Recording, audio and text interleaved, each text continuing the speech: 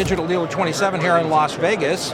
I'm here with Doug Silvestor. Am I saying that right, Doug? That's correct. Yeah, and he's with Walker Ford. Same question we've been addressing with several dealers here on the expo floor today.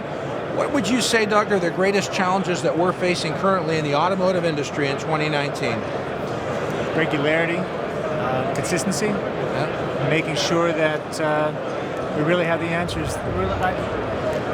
We're in a state of chaos, really, when you see the downturn of what the market's doing, especially in Florida.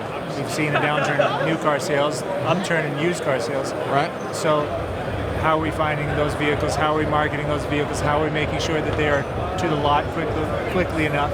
And are we consistently marketing those to the people who are looking for them? And making sure that we're holding the vendors accountable for getting that message out to our customers. So what would you say is different today versus maybe even in the industry 8 or 10 years ago? And what are those? How are the challenges different in your opinion? The timeliness is still key. Oh yeah. Getting vehicles to market, but making sure the timeliness for the customer, making sure that experience is wrapped around them so that they're happy. You know, you see all the reviews, you see all the information coming back. People are considering those more and more and putting more emphasis on how you're treating them. So it's just as easy to go down and around the street. Half a click away, we always used to say, you know. And, so we need to make sure we capture those people and keep them for life somehow. And if we can simplify it with all the technology we have here at the show, if we can simplify it for them, it'll simplify it for us and keep that customer coming back. And your focus, as we were talking earlier, is a little more digital focused in the dealership. You're kind of looking at that pieces. So when you came to the show today, what kind of expectations did you have? Like, what kind of things were you kind of looking for in general sense for maybe ideas or help on? What areas? Simplifying processes. I don't, you know, another piece of software can be great.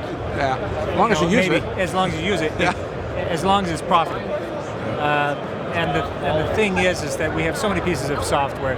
How do we dumb it down, keep it simple, stupid for the salesperson, which also leads to less stress for the customer, and you know, eventually it ends up being more dollars. So can I cut out and simplify my process using some of this technology and saving on manpower and keeping my CSI and customers coming back? That's the idea. It sounds like you're implying, and I've heard other dealers say this, sounds like you're implying time is a significant element in the eyes of the consumer right now. Absolutely, just as it is for you and me. Yeah. Today I'm looking at ways to just simplify it for me. Even though I've got multiple dealers I work with, I want to make it simpler for me. So can they do that, and will they do that, equaling more time out and about and disconnected actually from the rest of it?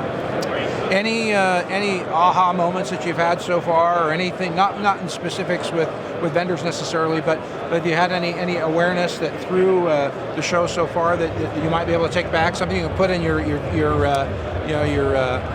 kit bag? The problem is I've got a whole list of those.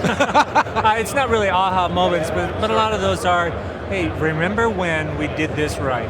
Yeah. And so a lot of the classes have been reminders of that. Remember when we took it back to basics and kept it simple, rather than got all wrapped up in whatever else.